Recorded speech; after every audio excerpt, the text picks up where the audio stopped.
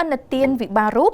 ឬអន្តទានសម្រាប់ទុនបង្វិលជាអ្វីអន្តទានសម្រាប់ទុនបង្វិលគឺជាប្រភេទអន្តទានដែលមានលក្ខណៈបត់បែនបង្កើតឡើងដើម្បីគ្រប់គ្រងផ្នែកហិរញ្ញវត្ថុទៅដល់ម្ចាស់អាជីវកម្មដែលមានតម្រូវការភ្លាមៗសម្រាប់បង្វិលនៅក្នុងរយៈពេលខ្លីណាមួយហើយអន្តទានប្រភេទនេះក៏ស្រដៀងទៅនឹងកាតអន្តទានដែរដែលលោកអ្នកអាចស្នើសុំកម្ចីនៅក្នុងចំនួនណាមួយដែលអ្នកបានកំណត់ជាមួយនឹងគ្រឹះស្ថានបានភ្លាមៗបាននិយាយចំពោះអត្ថប្រយោជន៍នៃប្រភេទអន្តទាននេះវិញគឺផ្ដល់អត្ថប្រយោជន៍ច្រើនទៅដល់ម្ចាស់អាជីវកម្មដើម្បីទូទាត់នៅក្នុងអាជីវកម្មឬចំណាយជាបណ្ដោះអាសន្នដោយពុំចាំបាច់ចំណាយពេលវេលារៀបចំស្នើសុំកម្ចីឡើងវិញនៅពេលត្រូវការលុយបន្ទាន់ជាពិសេសទៅទៀតនោះគឺគាត់ចំណេញពេលវេលាដោយគាត់នៅតែបន្តអាជីវកម្មបានធម្មតានៅពេលដែលគាត់មានបញ្ហាលំហូរសាច់ប្រាក់ឧទាហរណ៍ម្ចាស់អាជីវកម្មម្នាក់គាត់បានស្នើសុំកម្ចីជាមួយនឹងគ្រឹះស្ថានធនាគារត្រៀមជាទុនបង្វិលឬចំណាយនៅក្នុងអាជីវកម្មនៅពេលដែលគាត់ត្រូវការលុយបន្ទាន់នៅថ្ងៃក្រោយដូច្នេះគាត់ត្រូវត្រៀមរៀបចំ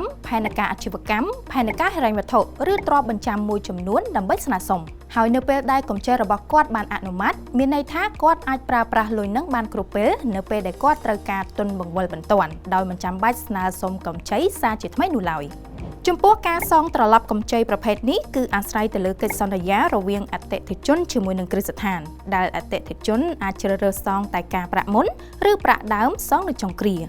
ឬក៏អាចសងទាំងប្រាក់និងការប្រាក់ចុងសរុបក៏បាន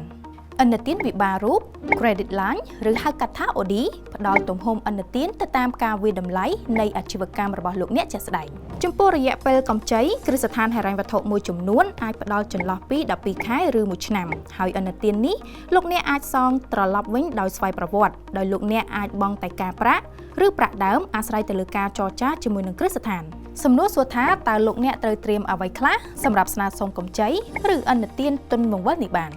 និយាយរួមទៅនៅក្នុងលក្ខខណ្ឌនេះគឺអាស្រ័យទៅតាមគ្រឹះស្ថានមួយចំនួនប៉ុន្តែអ្វីដែលសំខាន់និងជាតម្រូវការចាំបាច់សម្រាប់ធនាគារដែលពិចារណាឲ្យកម្ចីឬអត់នោះគឺភាពច្បាស់លាស់នៅក្នុងអាជីវកម្មនិងស្ថានភាពលំហូរសាច់ប្រាក់នៅក្នុងអាជីវកម្មដែលជាទូទៅធនាគារនឹងទាមទារផែនការអាជីវកម្មនិងផែនការហិរញ្ញវត្ថុរបស់លោកអ្នកក៏ដូចជាឯកសារតម្រូវមួយចំនួនសម្រាប់តម្រូវការឬព័ត៌មានបន្ថែមលោកអ្នកអាចតាក់ទងទៅកាន់គ្រឹះស្ថានហិរញ្ញវត្ថុដោយផ្ទាល់បានដូច្នេះយើងនឹងឃើញថាអន្តទានឬកម្ចីសម្រាប់ទុនបង្វិលនេះមានសារៈសំខាន់និងអត្ថប្រយោជន៍ច្រើនទៅដល់លោកអ្នកដែលត្រូវការដើមទុន